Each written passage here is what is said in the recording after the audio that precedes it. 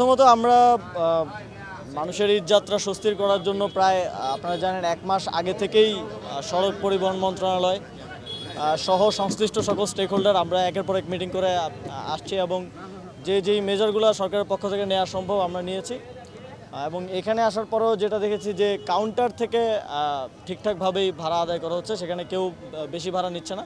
এক জায়গায় শুধু একটু দেখলাম সেখানে আমাদের ম্যাজিস্ট্রেট যথাযথ ব্যবস্থা নিচ্ছে। আর বেশিরভাগ অভিযোগটাই হচ্ছে সড়ক থেকে, মানে রোড থেকে যারা ওঠেন, যারা কাউন্টার থেকে প্রপারলি টিকিট না কেটে ওঠেন, তাদের থেকে অতিরিক্ত ভাড়া আদায় করা হচ্ছে। আবার ওই আমাদের তো একটা অভ্যাস আছে যে কোনো ব্যবস্থা নেওয়া হলে ওই যারা চোর তারা অন্য কোনো না কোনো উপায় বের করে নেয়। অনেকেই গাবতলী থেকে বা হচ্ছে ওই আপনার গাজীপুর থেকে গাড়ি ঘুরিয়ে দিচ্ছে, সেখান থেকে যাত্রী নিয়ে চলে যাচ্ছে, প্রপারলি কাউন্টার থেকেও যাচ্ছে না। তো ফলে রাস্তা থেকে কিছু অতিরিক্ত ভাড়া নেওয়ার অভিযোগ আছে। তবে আমাদের এক্ষেত্রে জনগণকে আরও সচেতন হতে হবে এবং অতিরিক্ত ভাড়া দেওয়া থেকেও বিরত থাকতে হবে। অনেকেই আমরা মনে করি যে আমরা তাদের কাছে জিম্মি, কিন্তু যাত্রীরা যদি একসাথে ঐক্যবদ্ধভাবে এটাকে প্রতিরোধ করে তাহলে আমি মনে করি যে এটা সম্ভব। এবং যে কোনো ক্ষেত্রে অতিরিক্ত ভাড়া আদায় করা হলে সেটা আমাদেরকে জানানোর জন্য আমরা বলেছি, সংশ্লিষ্ট কর্তৃপক্ষকে জানালে আমরা যথাযথ ব্যবস্থা নিব।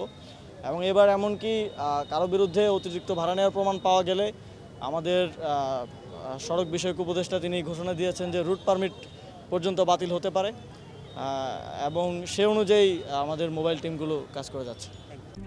RICL TMX, যুগের পর যুগ স্থাপনা থাকে মজবুত। এটা হচ্ছে যে আমাদের উপদেষ্টা মহোদয় ছিলেন, আমরা একটি কাউন্টারে গিয়েছি, আমরা ওই কাউন্টারে দেখেছি যে 50 টাকা ভাড়া বেশি নেওয়া হয়েছে। তো সেখানে মোবাইল কোড চলছে, অথবা তার বিরুদ্ধে আইনগত ব্যবস্থা নেওয়া হবে। এটি হচ্ছে সরাসরি এনফোর্সমেন্টের আজকে যে রেজাল্ট আপনারা দেখতে পেলেন। এছাড়া আরেকটা বড় বিষয় হচ্ছে হাইওয়েতে যেন কোনো অ্যাক্সিডেন্ট না হয়, কারণ সড়কটাকে নিরাপদ রাখাটাই হচ্ছে প্রথম প্রায়োরিটি, এবং দ্বিতীয় হচ্ছে যে কোনো ফাইন্যান্সিয়াল ট্রানজ্যাকশন যেন উল্টাপাল্টা না হয়।